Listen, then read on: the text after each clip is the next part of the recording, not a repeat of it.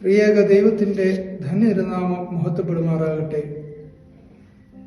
ദൃശ്യമാധ്യമങ്ങൾ കൂടി എന്നെ ശ്രവിക്കുന്ന ഏവരുമേ, അല്പനേരത്തെ ധ്യാന ചിന്തയ്ക്കായി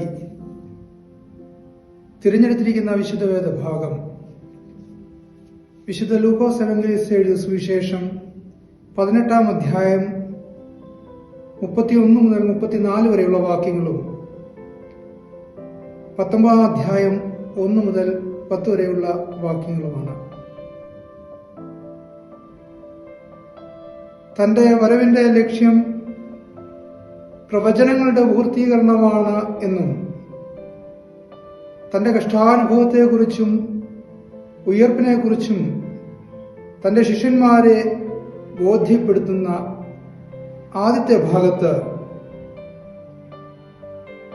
ശിഷ്യന്മാർക്ക് ക്രിസ്തുവിന്റെ വചനങ്ങളെ ഗ്രഹിക്കുവാൻ പ്രാപ്തിയില്ലാതെ പോകുന്നതാണ് നാം ആദ്യം കാണുന്നത്. പലപ്പോഴും നമ്മുടെ ജീവിതത്തിലും ദൈവിക വചനങ്ങൾ കേൾക്കുകയും അത് ഗ്രഹിക്കാതെ മനസ്സ് വികലമായി പോകുന്ന ഒരു കാലഘട്ടത്തിൽ കൂടിയാണ് നാം കടന്നു പോകുന്നത്. ഇവിടെ ക്രിസ്തുവിന്റെ കൂടെ നടന്നിട്ടും പഠിപ്പിക്കലുകൾ കേട്ടിട്ടും യഥാവിധം ക്രിസ്തുവിന്റെ വചനങ്ങളെ ഗ്രഹിക്കുവാൻ അവർക്ക് കഴിയുന്നില്ല. എന്നാൽ അതേസമയം തന്നെ വിശുദ്ധ വേദഭാഗത്തിന്റെ 2-ാം ഭാഗത്തിലേക്ക് വരുമ്പോൾ സഖായി എന്ന മനുഷ്യന്റെ പരിവർത്തനമാണ് നമുക്കിവിടെ കാണുവാൻ സാധിക്കുന്നത്.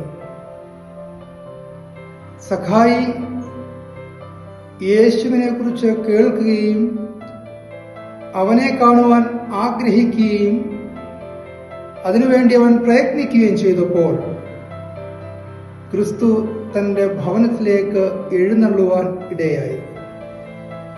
അങ്ങനെ ക്രിസ്തുവിന് വേണ്ടി തന്റെ ഹൃദയവാതിലുകൾ തുറന്നിട്ട സഖായിക്ക് ലഭിച്ചത് എന്ന് പറയുന്നത് രക്ഷയുടെ അനുഭവമായിരുന്നു.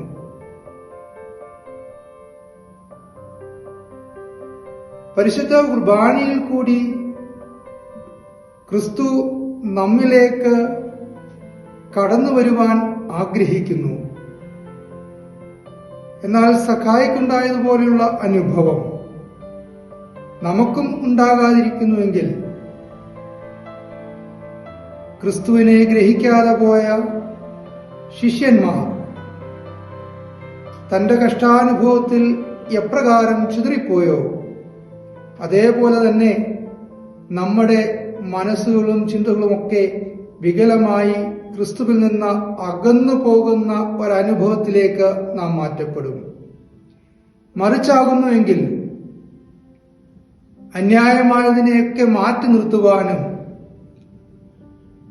ക്രിസ്തുവിന്റെ സ്നേഹത്തിലും പരിലാളനയിലും ഒക്കെ സന്തോഷിക്കുവാനും സഖായിക്ക് ലഭിച്ച അനുഭവം നമ്മുടെ ജീവിതത്തിലേക്കും ഉണ്ടാകുവാനും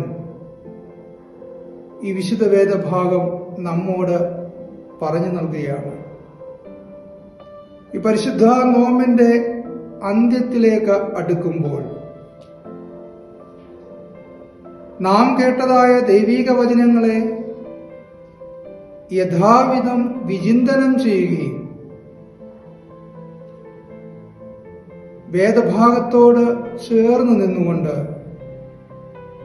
ദൈവത്തെ മഹത്വപ്പെടുത്തുവാനും അതിനെ നമ്മുടെ ജീവിതത്തിൽ പ്രാവർത്തികമാക്കുവാനും അപ്രകാരം രക്ഷ എന്ന വലിയ അനുഭവം നേടിയെടുക്കുവാനും ഈ പരിശുദ്ധ നോമ്പിന്റെ ദിനങ്ങൾ നമ്മളെ പ്രാപ്തരാക്കട്ടെ എന്ന് പ്രാർത്ഥിച്ചുകൊണ്ട് വാക്കുകൾ ഉപസംഹരിക്കുന്നു. ദൈവം നമ്മെ അനുഗ്രഹിക്കട്ടെ.